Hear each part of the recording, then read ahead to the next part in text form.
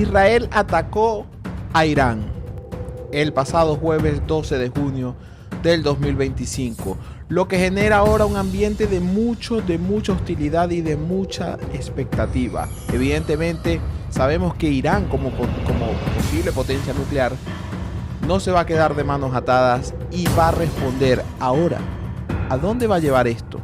¿A dónde vamos a parar con todo esto? Realmente uno se hace unas preguntas de, ¿estamos al borde de una guerra que involucre a todo el planeta? ¿O simplemente esta escalada va a quedar hasta ahí como una más? En Café con Charla nos reunimos a charlar con historias de superación y crecimiento personal. Hoy en Café con Charla vamos a desmenuzar qué está pasando en el Medio Oriente, cómo inició este conflicto, de dónde proviene, en qué fase se encuentra ahora, el porqué de todo esto. ¿Realmente es religión, es política? ¿Qué ocurre en Medio Oriente y por qué estos países básicamente siempre están en conflicto? Pero antes de comenzar, quiero invitarte a que te suscribas a este canal, @neurorelacional. Ahí vamos a ir formando, estamos construyendo una comunidad. Entonces, suscríbete acá en YouTube, síguenos en TikTok y en Instagram para ver los reels de mayor emoción de cada uno de nuestros podcasts, los clips más importantes de nuestro podcast. No te olvides también acá de dejarnos tu comentario. No cuesta nada, no vale nada dejarnos tu comentario a ver qué te parece y qué te va pareciendo nuestro contenido. También estamos en Spotify, ahí también estamos como @neurorelacional. Así que síguenos, dale follow y crece con nosotros y marca la diferencia, como siempre decimos. ¿Ok? Estamos en un mundo donde básicamente el ambiente está cargado de una hostilidad tremenda. Realmente pensamos que en cualquier momento puede algo encender esa mecha que hace falta para que exista una guerra que nos involucre a todos. Recordemos que sí hemos tenido guerras mundiales, pero las guerras no se han detenido. La Segunda Guerra Mundial sí fue la última guerra que lamentablemente nos embargó o abarcó todo el planeta. Pero han habido guerritas. La Guerra Fría, ha estado el caso de Vietnam, atentados. Ha habido diversas guerras, mini batallas que se han disputado, pero esas batallas disputadas han quedado hasta ahí, en simples batallas. Ahora, hoy hay una realidad, digamos, casi 70, 80 años después. Hay una realidad de esa Primera Guerra Mundial ahora, y es que entran en juego las armas nucleares. Las armas nucleares que fueron desarrolladas en aquella época no sé si han visto la película de Oppenheimer, por Estados Unidos, donde, bueno, en Hiroshima y Nagasaki, esas ciudades niponas se vieron completamente afectadas. Y ahí cambió la historia. Dice Oppenheimer que cuando ve todo eso dice, wow, ¿en qué se ha convertido esto? ¿Y qué amenaza puede representar esto si cae en manos equivocadas? Lamentablemente, evidentemente, como era de esperarse, iban a desarrollarse armas nucleares a lo largo de estos países que son potencia militar y lo iban a utilizar como un escudo en cualquier momento. Hoy día muchos países tienen armas nucleares, a pesar de que hay un programa y un proyecto de desnuclearización. Es algo que todos los países y los gobiernos esconden. Algunos dicen cuántas armas nucleares tienen, cuántas bombas nucleares. Otros omiten esto y lo prefieren tener reservado, a pesar de que todos sabemos que tienen armas nucleares. Entonces, jugar este juego de la guerra hoy día, en el siglo XXI, yo creo que nosotros estamos jugando a perderlo todo. Las bombas nucleares actuales, créeme, que no son iguales a la de Hiroshima y Nagasaki, que hicieron un gran daño, que impactaron muchísimo al imperio japonés. De hecho, esto lo llevó a rendirse. Pero hoy estas bombas, imagínense el nivel que tienen, la escalada que deben tener hoy día. Entonces, eso hay que tenerlo en cuenta para que también entendamos un poco la representación de todo este asunto, a dónde podemos ir. Y esto puede terminar muy, pero muy mal, no para un grupo, no para un bando, para todos en realidad. Entonces hay que tener mucho cuidado y hay que orar mucho para que estas cosas no escalen. Pero vamos a entrar en el tema de Irán e Israel. Por allá en los años, vamos a iniciar como tiene que ser el Génesis. ¿Cómo empieza todo esto? Evidentemente en los años 60, 70, Israel e Irán tenían ciertamente buenas relaciones. De hecho, tenían grandes relaciones ya que el gobierno en ese momento de Irán, comandado por Shah, tenía muy buenas relaciones con los Estados Unidos. Entonces, tenían buenas relaciones porque tenían amigos o aliados en común y enemigos en común. Entonces se aplicaba el enemigo de mi enemigo es mi amigo, evidentemente. Y así pasaba acá con Israel. Pero ¿qué pasa? Vino la revolución islámica a Irán y cambió todo. Cambia todo, ¿por qué? Porque cae el gobierno de Shah y comienza este nuevo gobierno, un gobierno, para decirlo de una manera, es un gobierno teocrático, ¿ok? Teocrático liderado por, se llama el presidente, no sé cómo se le llama ahora, el primer ministro, el presidente iraní es Ayatollah Khomeini. Ayatollah Khomeini. ¿Qué pasa? Echa Shah de Irán, por allá en los 70, 80. Y comienza la reestructuración del Estado de la República Islámica de Irán. Un Estado chiita basado básicamente en religión y política. Religión en su máximo esplendor. Entonces comenzaron las regulaciones y las normas en cuanto a la religión islámica, en cuanto a cómo deben vestirse las mujeres, en las reglas que tienen ahora que seguir y todo esto. ¿Qué pasa? Que este gobierno tenía algo que conectaba con la gente, o pudiéramos pensar eso, es lo que venden. Que tenían un enemigo en común, todos, el gobierno y la gente. El odio, o tenían algo en común, el odio hacia Occidente y hacia los Estados Unidos. ¿Y qué pasa? Israel está ubicado en una zona donde geográficamente, bueno, está rodeado de enemigos. Su gran aliado es Estados Unidos.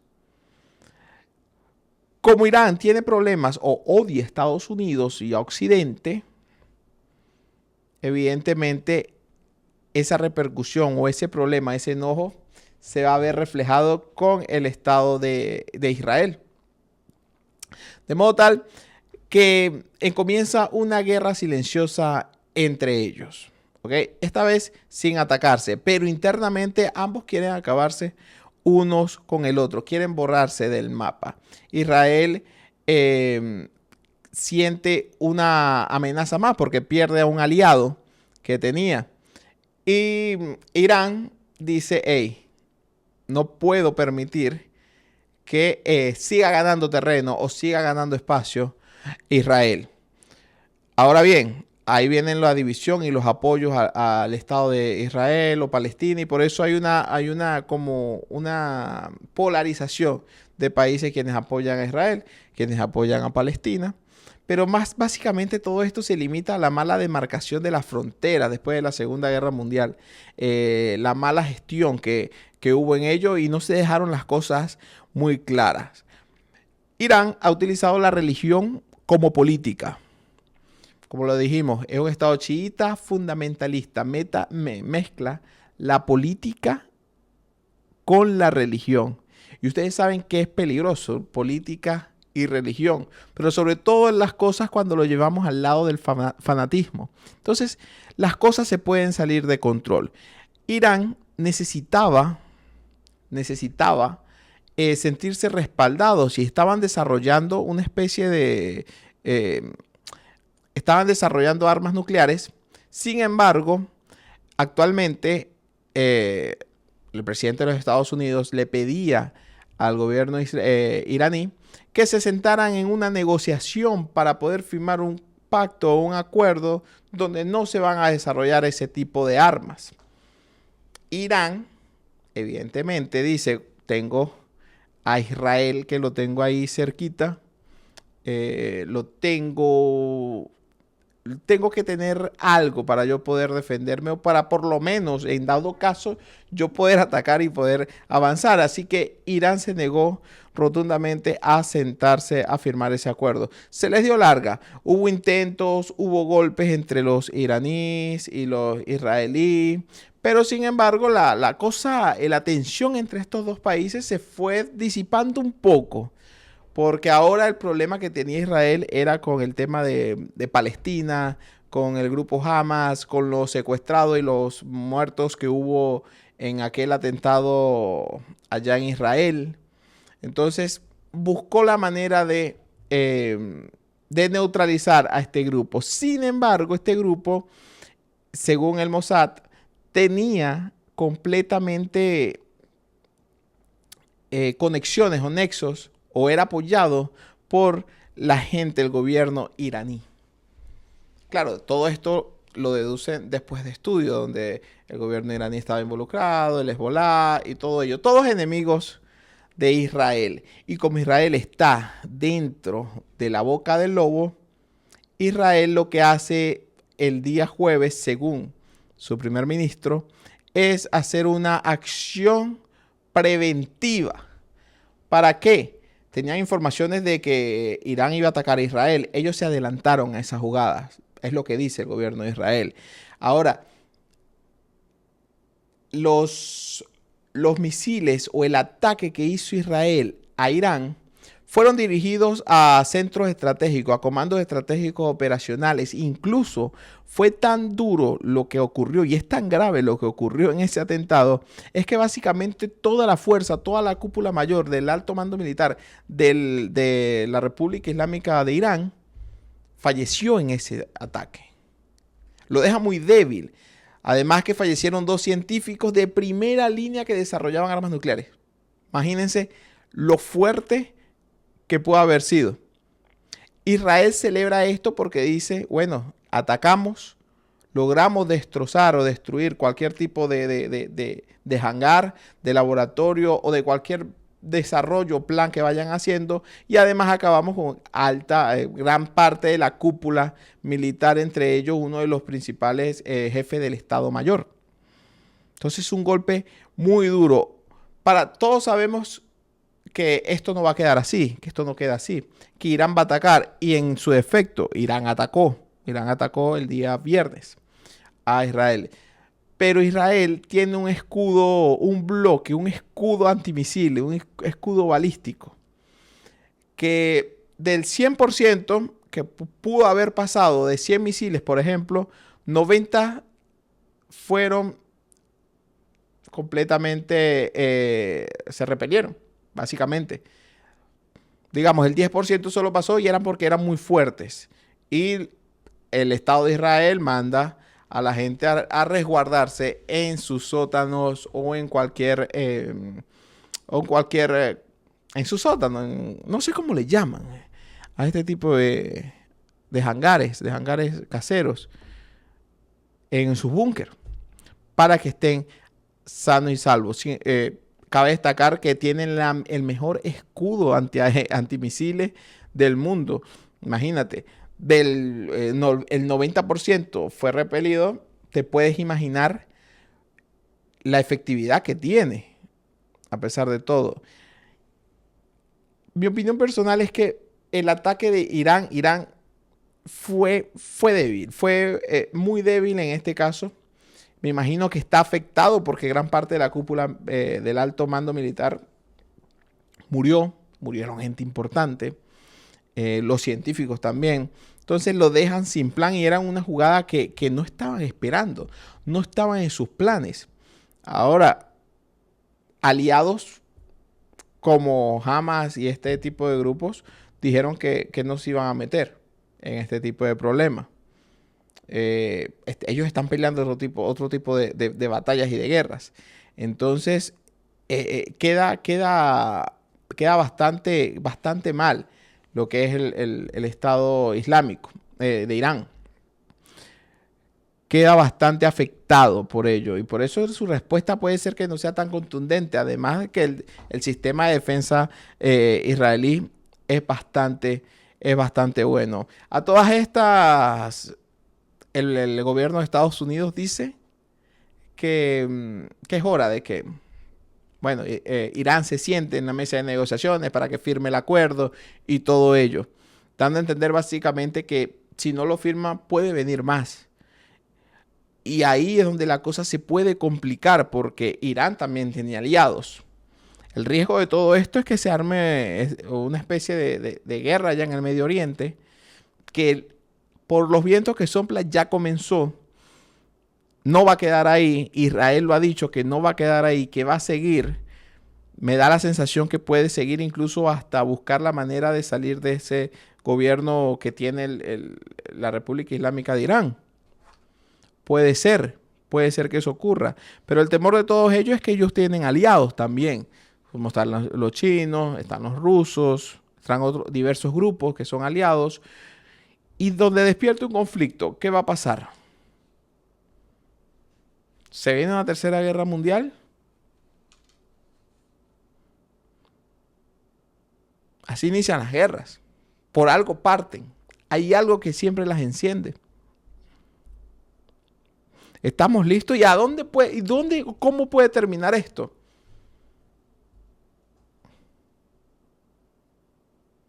Con una tercera guerra mundial, ¿cómo puede terminar el mundo? Ahora, con el desarrollo de las armas nucleares, la potencia, el nivel ahora que tienen las bombas nucleares, básicamente es la destrucción total. Y ahí no hay ganador. Ahí el día de mañana o en 10 años no vamos a ver películas de la Tercera Guerra Mundial. Va a ser muy complicado. El mundo cambiaría completamente por los daños colaterales de esa guerra. Una guerra hoy día, con este tipo de guerras nucleares, básicamente es una autodestrucción de nosotros mismos los humanos.